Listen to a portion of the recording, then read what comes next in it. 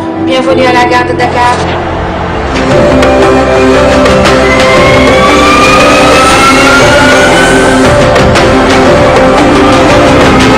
Nous insufflons à chacun de nos pas une parcelle de notre cœur pour révolutionner le transport ferroviaire au Sénégal. Le TER en marche, c'est une fenêtre sur le passé et un regard vers l'avenir.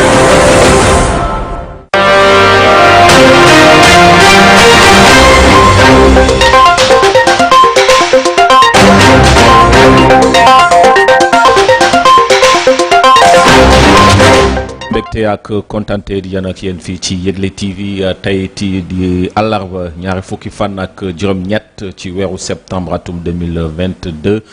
sunu chronique du jour axée essentiellement si actualité maanaam xibaar yi gën a fës ni ki tey te ñu tënk ko ci juróom-ñaari poñ bu ci njëkk moom moo di ab accident bu am ci yoonu Tambacounda ñu nemmeeku juróom-ñeenti doomu aadama ñàkk nañu seen bakken dañuy desandi ba léegi ci xibaar yi tiisi lu ni mel immeuble Kébé tamit ab riche homme d'affaires bi nga xamante ne bi dafa jël rek fetel daal di ko dóor ci boppam dinañ ci ñëw ci nu mu gën a yaatu ñetteelu poñ bi nag donc dañuy addu ci lii di gouvernement bu bees bi ni ki tey nag ñu fas yéene amal seen conseil des ministres bu njëkk te ñuy xaarandi ay nomination ak ay limogeage DG yi nga xamante ne ñoom ñoo nekk ci société nationale yi tuddoo ko tamit dinañ ci ñëw ci nu mu gën a yaatu ñeenteelu poñ bi nag kii di Mimi Touré fas yéene déposé li nga xamante ne moom moo di démission ci groupe parlementaire Benno Bokk Yaakaar ni ki tey àllarba gi juróomeelu poñ bi nag dañuy àddu ci wàllu koom-koom ñu gis ne rek li ñeel wàllu PIB di produit brut intérieur bu Sénégal jigéen yi am nañ ci taxawaay lu am solo ndax luñ ci dugal koppar bi takku na loolu bu ñu sukkandikoo ci l'agence nationale de la statistique et de la démographie di ANSD bu ñu fa jógee nag dañuy daal di àddu ci li nga xamante ne moom moo di dessalement donc de l'eau maanaam jël ndoxu géej gi ngir dindi ci xorom bi ab usine muy ñaareelu usine bu nga xamante ne bi moom la ñu fas yéene teg gannaaw ba ñu tegee bi momel bi diggante Diamniadio ak Lac Rose dinañ ci ñëw aussi si nu mu gën a yaatoo xibaar yi nag ñu fas yéene ko ndarkeppe ak xibaaru tàggat yaram Aliou Cissé addu ci li nga xamante ne moom moo di liste bi mu war a fësal ci mondial bi te Aliou Cissé daal di yëkkati ay kaddu te yow tamit dinañ ci ñëw ci nu mu gën a yaatoo ci plateau bi ma am mbégte ak kontante di ànd ak Lamine Diouf Lamine nee naa la. ñu ngi lay fay monsieur Timéra aussi di rafetlu dalal bi di fas yéene rek andi suñu ay jàngat ci actualité bi ñëwal Sénégal ci biir réew mi ak aussi yeneen actualité yi mun a amee ci bitim réew mi voilà di ci nuyu aussi di gërëm suñu téléspectateurs yi ci biir réew mi comme ci bitim réew mi merci. di leen jaajëfal yéen ñi nga xamante ne yéen ñu seetaan waxtu bi fii ci Yegle TV du ñu def dara rek du dul xuusandi ci li nga xamante ne moom moo di chronique du jour bi donc doore ko ak poñ bu njëkk bi di accident bi nga xamante ne bi am na ci yoonu Tamba ñu nemmeeku lu toll ci juróom-ñeenti doomu aadama ñàkk seen bakken ñu gis ne rek ba léegi yoon yi ñu ngi wéyandi di def jéye ci loolu nag ñu gis ne rek diiru benn fan ñaari accident donc moo am te ñu nga xamante ne bi lim bu ci ñàkk seen bakken toll na ci fukk ak juróom doomu aadama rawatina fi nga xamante ne moom moo di yoonu Tambacounda bi gannaaw ab collision bu mu amoon ci diggante bus ak benn auto 7 places ñu gis na rek ci route nationale numéro 1 bi à 5 kilomètres donc Koussanar nekk benn diwaan bu nekk ci région bu Tambacounda te loolu nag mu ngi xewee ci diggante 22h maanaam biig si guddi ñu jàpp ne rek ci tembe lu toll ci juróom-ñeent ñoom daal di ñàkk seen bakken te juróom am ay gaañu te ñaar yi nga xamante ne seen gaañu dafa daal di jéggi dayoo donc lu ni mel ana saafara bi ak donc lu ñu war a mën a def ba yoon yi wàññeeku li nga xamante ne moom moo di accident yi bëri yi nga xamante ñoo ngi koy nemmeeku jamono ji. waaw merci monsieur Timéra et tu as bien fait de parler de saafara wax nga solution lan mooy solution bi parce que ci loolu la ñu war a appesantir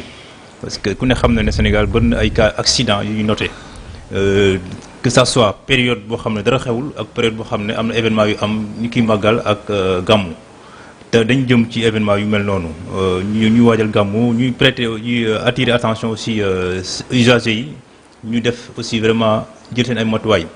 ba loolu di mën a ñàkk am circulation bi léegi solution nag bu ñu ko ci waxee dama jàpp ne fu ñu toll ci Sénégal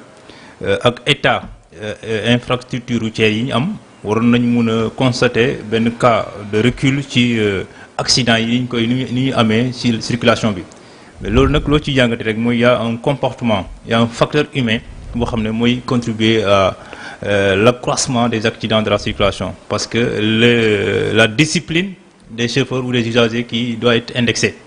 Pourquoi à chaque fois ñuy noter loolu te boo xoolee ni ñu ko waxee léegi ci yenn distance yi gën a gudd lañ koy gën a noter ak ci yenn heures yi yu mel ni guddi parce que distance yooyu boo koy daw en tant que conducteur war na am benn comportement boo war a am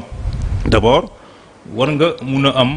possibilité ba mun a nelaw suffisamment parce que nit mënul dawal oto ak mu ànd ak gëmëntu te booy def diggante Dakar ak Tamba war nga nelaw suffisamment war nga aussi éviter utiliser lu mel ni ay alcool lu mel ni nga nekk quelqu'un qui utilise certains produits comme la cigarette parce que bu nekkee ne manqué na la loolu moo si mën na la inciter ba nga def aussi dérapage léegi leneen li ñu ci yokk mooy aussi autorités yi foog aussi ñu fexe ba solution gën a am ci loolu naka la ñuy def mooy ñu gën a durcir aussi les sanctions pour ñi nga xam ne du ñu respecter def visite technique c'est vrai qu'il y a beaucoup d'avancées qui ont été faites dans le domaine parce que boo jëlee kaw visite technique yi état bi demoon ba confier ko à un privé pour l'efficacité des visites techniques mais ça n'a rien donné jusqu'à présent aussi ñuy fexe def ay sanctions comme lu ñu waxoon permis à point bi ñu appliquer ko parce que bu nekkee def nga yenn cas d'accident aussi mun na tax aussi ñuy retirer sa permis doo mun a conduire parce que facteur humain bi moo gën a yokk accident bi c'est l'indiscipline des usagers de la circulation loolu nag yëpp bu ñu ko boolee peut-être dina am ay solutions yoo xam dina am ci cas accident yi ñu noté vraiment c'est déplorable au Sénégal accident yi di yokku à chaque fois te ñi ci dee vraiment ay innocents la ñuy doon à chaque fois. Voilà apparemment tey actualité bi dañ ko dooree ak une page triste ou bien donc des informations tristes parce que immeuble Kébé aussi am na benn riche homme d'affaires bi nga xamante ne bii dafa jël fetal rek daal di ko dóor ci boppam te moom conseiller spécial bu médiateur donc de la République la woon ci wàllu commerce ak industrie nekk tamit homme d'affaires donc bu prospère di wuyoo ci turu Gassane Athie moom dafa daal di ñàkk bakkanam ci condition yu metti tey mu ngi dëkk fa nga xamante ne moom moo di immeuble Kébé ci centre ville te ba mu il s'est donné bon dafa daal di dafa faat boppam te nekk tamit ku am soxna te nekk bàyyu ñetti doom te moom dafa tëj boppam ci néeg jël ab fetal xam nga dóor ko ci bo teg ko ci jëw bi donc daal di tirer donc ñu gis na rek donc ñàkk na bakkanam mais lu ñu mel nag je pense que ba léegi donc ubbi nañ enquête pour xool exactement donc lan moo waral li nga xamante ne bii donc moom mooy mbir yi tey ñi nga xamante ne bëgg nañ ko sauver aussi am na kenn ku nga xamante ne bii bal mujj na ko laal donc ci pot bi donc lu ñu mel ana ban jàngat donc lañ ci mën a am ak ana donc lan lañ ci mën a wax donc par rapport à ces genres donc de situation. Bon, c'est des situations yuy am de façon épisodique ñu koy noter surtout dans la capitale Dakar te ñi muy gën a feeñ ñi si ñoom gën a feeñ mooy ay ndaw wala ñoo xam ne ñu ngi am ñu nekk adulte te si gën a bëri nekk ay góor parce que doo gis jamais ñu ne am na xale bu suicidé wu parce que suicide en général li ciy poussé nit loolu duy dal xale parce que mun na nekk une pression sociale mun na nekk aussi des traumatismes mu nekk un regret nga def benn affaire boo xam ne pour nga regretter ko nga jàpp ne le suicide moo nekk solution bi nga suicidé wu alors loolu bokk na ci li ñuy wax homicide wala code pénal daf koy méngaleeg lu ñu tuddee homicide volontaire parce que c'est le fait de se donner la vie de façon de se priver de la vie de façon volontaire léegi nag bu nekkee ne qualifié nañ ko comme une telle infraction kan la yoon di topp bu loolu amee parce que normalement ki ko def mu nekk l'auteur de l'infraction mais yoon bu ko toppee naka la koy condamner parce que moom déjà kii na muccul ci situation bi ku suicide wu ba mu nekkee c'est un cas de suicide abouti parce que mun na am un cas de suicide tenté manqué aussi am na mun na am un cas de suicide abouti comme mun na am un projet de suicide mais dans le cas d'un suicide abouti doo mun a topp kenn parce que ki ko def moom moo rey boppam même bu nekkoon dafa dund sax looy xalaat ci moom bu nekkee cas suicide avorté la looy xalaat ci moom nekkul prison mais peut-être nga yóbbu ko hôpital pour ñu xool état psychologique am lan moo ko poussé ba mu dem def acte mel noonu léegi nag il y a plus ou moins un silence des textes concernant les suicides léegi li tax textes yi waxuñ ci leer anduñu ci leeral loolu ñenn ñi nga xam ne ñoo yore affaire droit de l'homme dañu naan est-ce que loolu nekkul une façon d'encourager situation boobu mais nag le professeur Touvin n'a pas répondu ainsi dafa wax ne le fait que ñoom textes yi waxuñu ci dara dafa mel ni nekkul ne dañ koy encourager mais dañ bëggul aussi fexe ba wan nit ki ne yow dund bi nga am moomuloo ko mënoo ko utiliser comme un bien nga mun ko jël mun ko aussi sakal pexe comme noo bëggee parce que il faut que la loi aussi protège toujours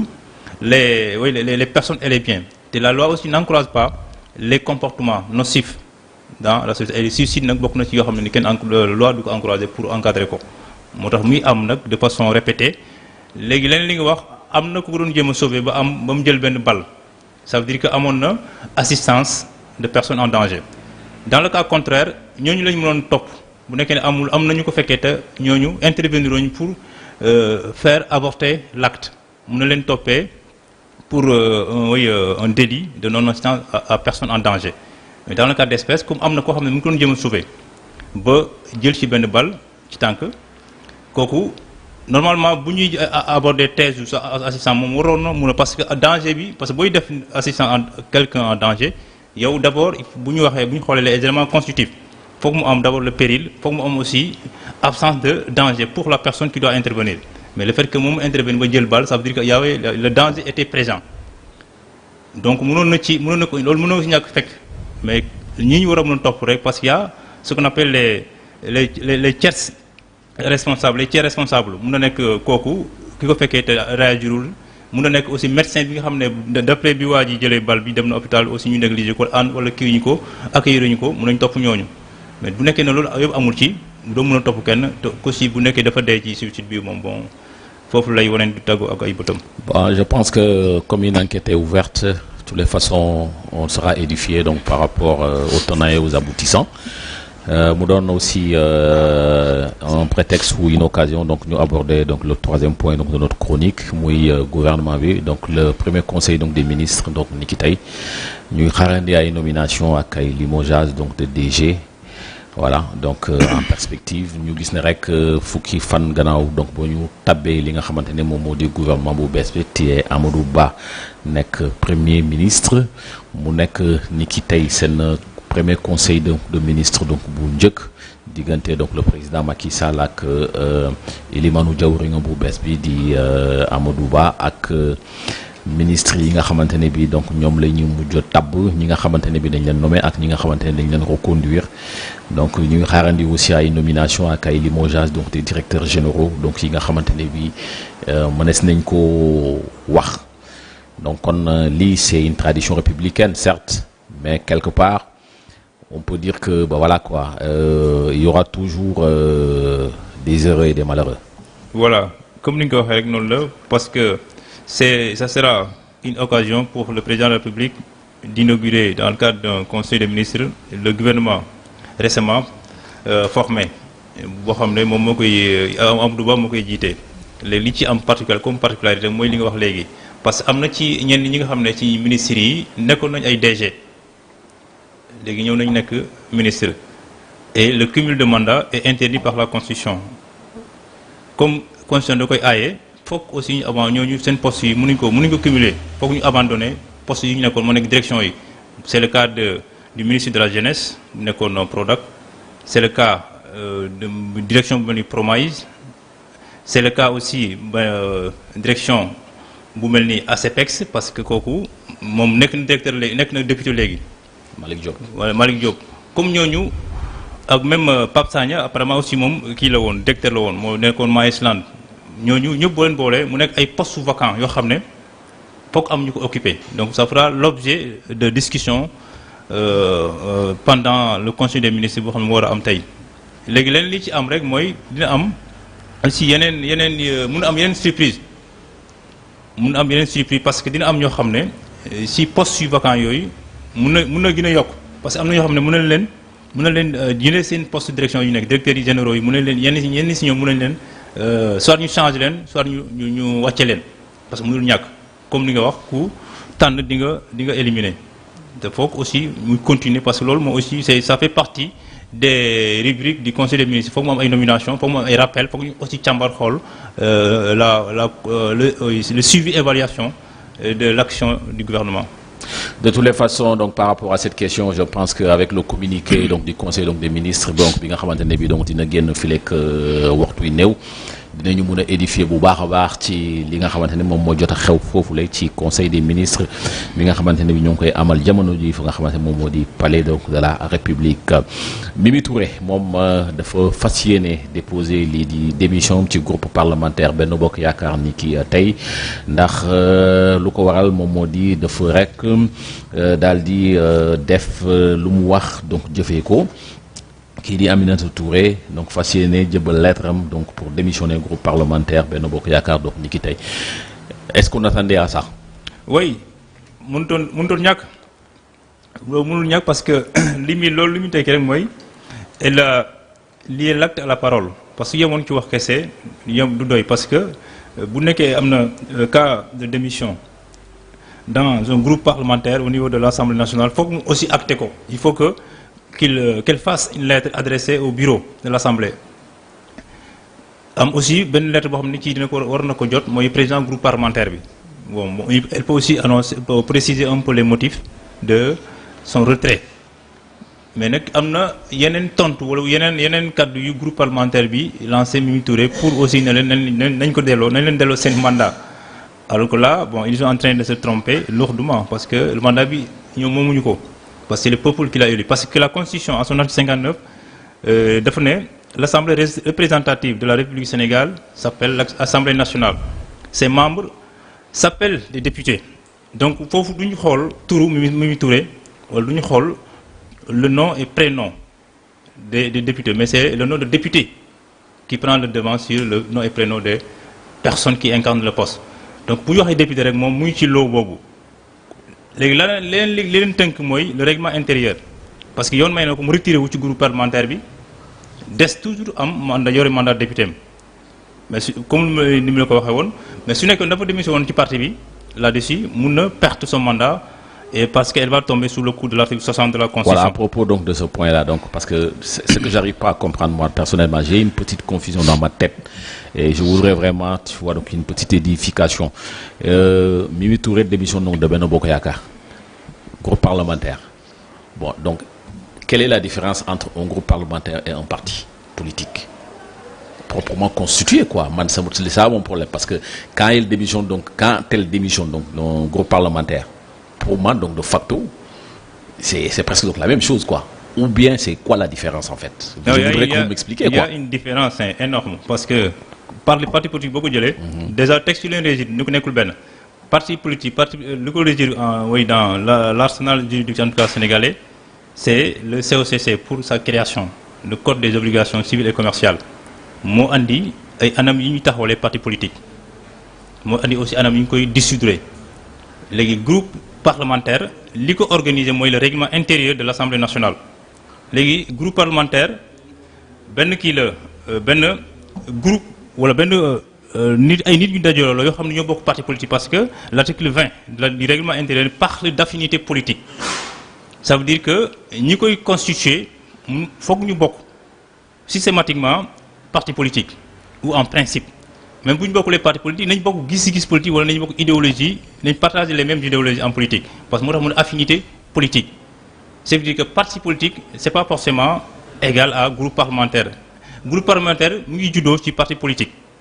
te lu leen régir du point de vue de la création du fonctionnement jusqu'à la dissolution n'est pas les mêmes textes dans en tout cas le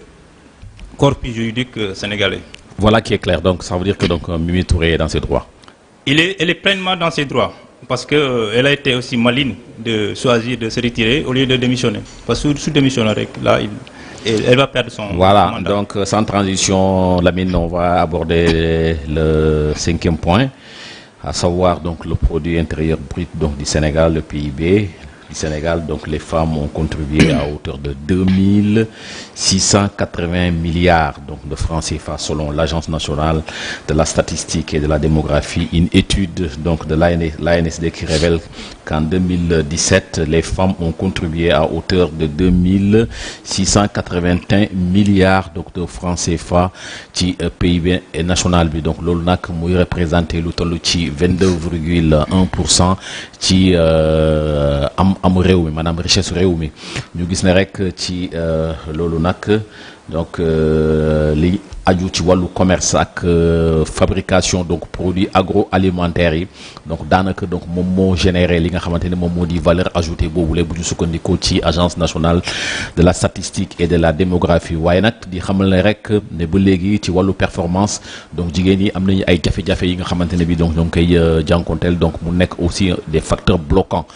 ci étude boobu nag ñu gis ne rek lu waral loolu moom moo di taxes yi ak impôts yi donc moo waral donc lu ni mel ak l'accès au financement ak manque d'équipement maanaam jumtukaay donc bu jigéen yi donc yi laaj pour liggéey ak li nga xamante ne moom moo di main d'œuvre donc de qualité. Donc loolu ñooy le goulot donc d'étranglement donc pour les femmes. Mais aujourd'hui on a vu que donc les femmes sont contributrices donc du PIB à hauteur donc de 2681 milliards. Donc ça veut dire donc jigéen Sénégal ay jàmbaar lañu. ay jàmbaar lañu te aussi on profite de l'occasion pour les féliciter et les encourager davantage parce que nekkul aussi lu bees ñu koy dégg ci jigéenu Sénégal te bu ñu waxee jigéenu Sénégal mu nañ ko méngale aussi ak les ndawu Sénégal loolu boo xoolee nag le gouvernement sénégalais daf ci retirer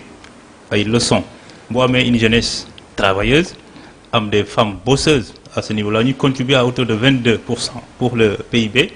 donc dafa am benn taxawaay boo war a am ci ñooñu. Ça suffit pas tout simplement nga am na ministère de l'emploi, ministère de la femme, alors qu'en réalité ñoom il y a des facteurs bloquants parce qu'il pouvait dépasser ce pourcentage. Elle pouvait aller au-delà de 22% pour atteindre un niveau beaucoup plus supérieur. Peut-être bu ñu defee mise à jour ANSD bu defee mise à jour statistique yi peut-être dina changer parce que ça date de 2017 parce que c'est pas récente. Là même il faut que ñoom ñuy gën a def mise à jour ci statistiques yi parce que 2017 ak léegi yàgg na. Ça veut dire que les femmes, malgré les contraintes, malgré les blocages, malgré les difficultés, elles arrivent à réaliser des bons considérables pour contribuer à rehausser l'économie au niveau national. Mais nag Sénégal boo xoolee l'accès au financement, l'accès aux lignes de crédit, c'est vraiment le parent pauvre des entrepreneurs. Et moo tax ma lay naan les agences ñu fi nekk boo laajee femmes yooyu def loolu amuñu accompagnement agence yooyu dañ koy def avec les moyens rudimentaires. Parce que moi je suis témoin de certains groupements yoo xam ne ñoom loolu la ñuy def parce que femmes ñi organisé wu nañ ñoom boo ñëwee da leen fekk ñu organisé wu déjà ñu ngi def ay tontines ñu ngi def ay calebasses ñu ngi organisé wu dans le cadre des GIE pour entreprendre. Parce que récemment j'ai participé à un forum où boo constaté forum agripreneur c'était pour promouvoir le consommé local et voir comment est-ce que les femmes interviennent dans le cadre de l'entrepreneuriat dans le domaine agricole. Mais il y avait que des femmes. Mais est-ce que facteur bloquant est aussi ba léegi par rapport à ce qui arrive aux femmes enfin je veux dire en termes donc de performance est-ce que mënuñu amul aussi donc l'aspect politique parce que souvent aussi c'est quelque chose aussi qui joue parce que pour nga mën a bénéficier souvent donc des financements il faut que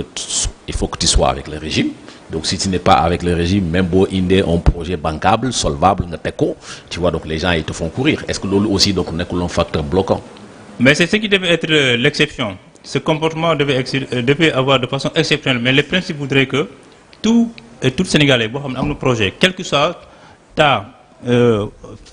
ton bord politique boo ñëwee li ñu war a intéressé mooy la volonté bi nga am le courage bi nga am ak projet bi nga andi naka lañ ñuy def ba financer ko mais li nga wax noonu moo am dans la pratique loolu moo am si tu n'es pas du parti tu bénéficies pas des avantages du parti. Et c'est vraiment malheureux et c'est déplorable parce que boo laajee la plupart des femmes yu arrivé à ce niveau-là dans le domaine de l'investissement dañu dem avec des moyens de bord à la limite même état dafa leen di contraindre dafa leen bloqué c'est parce que nag la leen bloqué dañuy dund ay kii ay taxes ay impôts yu 10 alors que pour ñu faciliter leen dañu waroon alléger soit voire même supprimer ou exonérer totalement l'activité te c'est loolu mooy volonté étatique mooy volonté politique di subventionner yenn activités yi aussi di leen di garantir ñu am ay magasins de stockage parce que boo jëlee le cas de l'oignon qui est produit en quantité extraordinaire à travers le pays dañuy dem benn période mu yàqu parce que amuñu système ou mécanisme de conservation alors que état loolu moo ko état moo war a def loolu encourager aussi les privés nationaux à ce que mu dugal ci loxoom ñu mun a def consommation local loolu mu am na yoo xam ne war nañ ko bañ a jégaani parce que mën nañu ko fi amee mais loolu nga wax noonu moo ci am parce que y a toujours ce favoritisme là et c'est déplorable. Et ce qui n'aurait pas dû avoir lieu. Voilà, donc nous abordons donc son avant-dernier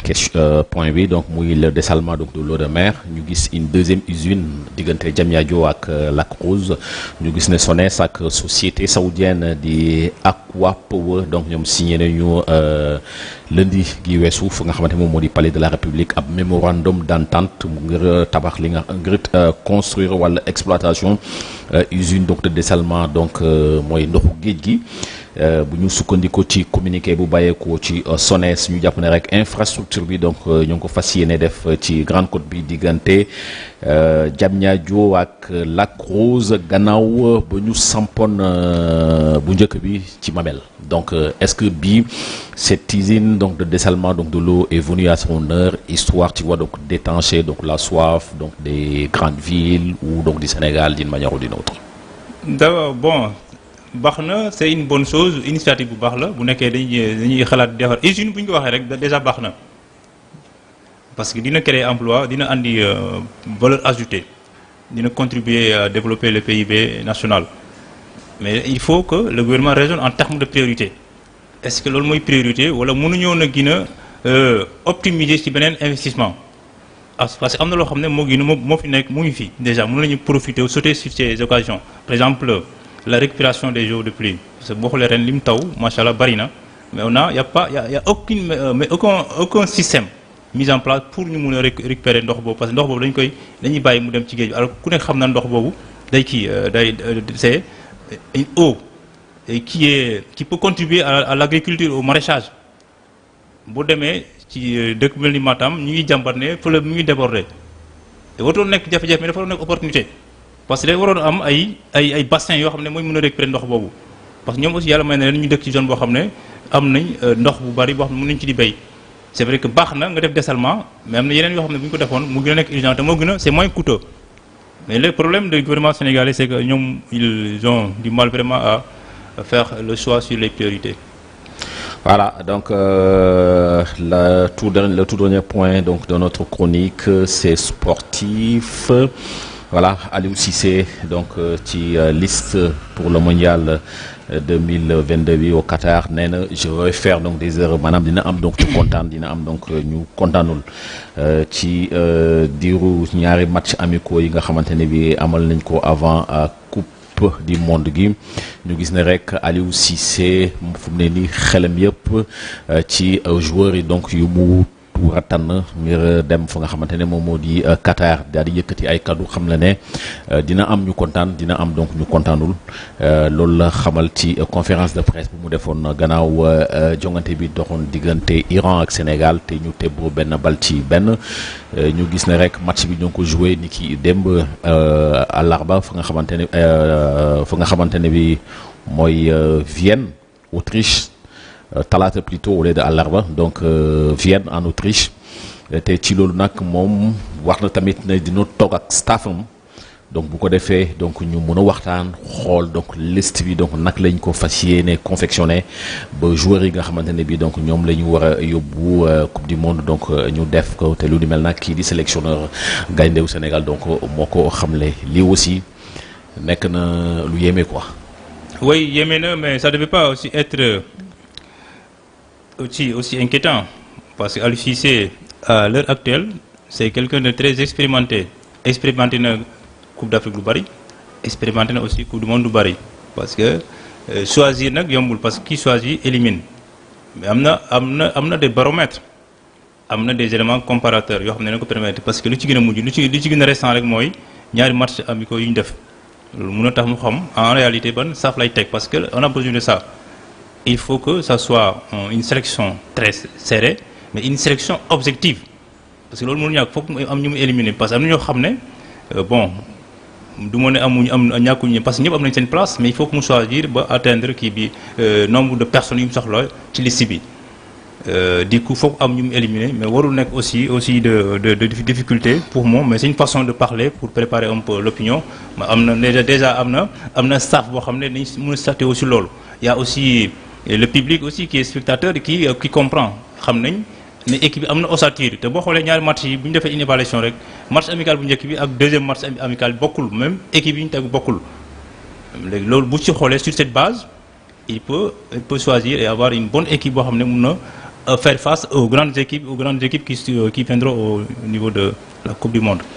Voilà, donc espérons que la liste donc fasse donc l'unanimité et il est difficile aussi qu'elle fasse l'unanimité parce que tout compte fait, voilà, bon chacun ira donc avec son commentaire ou bien son appréciation personnelle, mais toujours est-il que le dernier mot donc revient toujours au sélectionneur, donc c'est la raison pour laquelle tu vois donc on l'a choisi pour qu'il soit à la tête donc de l'équipe nationale et puis donc ses choix donc il va les assumer à tous les coups. Et s'il y a aussi donc des innovations donc des modifications donc à y apporter, bon je pense que la prérogative donc lui revient donc de droit donc par rapport à cela. Absolument. Bon, maintenant donc tout compte fait donc ñun lu ñu bëgg rek mooy qu'il soit donc une sélection objective comme tu l'as si bien dit, donc avec donc des hommes qu'il faut à la place qu'il faut, donc bu ko defee aussi tu vois donc standing bi nga xamante ne bii foofu la équipe nationale donc du Sénégal toll tu vois donc mu bañ ci wàcc. Et aussi donc ñu def sunu kem kattan ba au moins donc ñu mën a génn tu vois donc phase de poule yi donc yeneen yi des na aussi donc on va essayer donc de les négocier je pense que c'est tout le mal que donc nous lui souhaitons. Et du coup voilà donc on arrive à la fin donc notre chronique. Si tu as quelque chose à ajouter donc avant de dire au revoir donc aux téléspectateurs et aux internautes. Juste me permettre de saluer et faire coucou à nos réalisateurs au niveau de la régie Habib et Zeyna. Di nuyu aussi suñu téléspectateur ak suñu téléspectateurs yi waaw yu nekk ci biir réew mi yu nekk ci bitim réew mi aussi di leen wax ne vraiment ñu ngi leen di remercier merci. Voilà, merci Lamine, merci également donc ngeen xamante ne bi yéen a ñu ko doon bàyyi xel fii ci Yegle TV egg nañ seen cappandaw li nga xamante ne moom moo di chronique du jour axé essentiellement sur l'actualité du jour ñu tëgg ko ci juróom-ñaari poñ donc la ñuy jógee càmbar ma am mbégte ak kontante ànd ak Lamine Diouf. di leen jox dig dajee suñu yeneen jotaay xibaar fii ci Yegle TV di sant di gërëm ñi nga xamante ne tamit jàpp nañ ci au niveau de la régie di Habib ak Zeyna Thiam donc di leen jox dig dajee suba incha allah jaa ngeen jëf.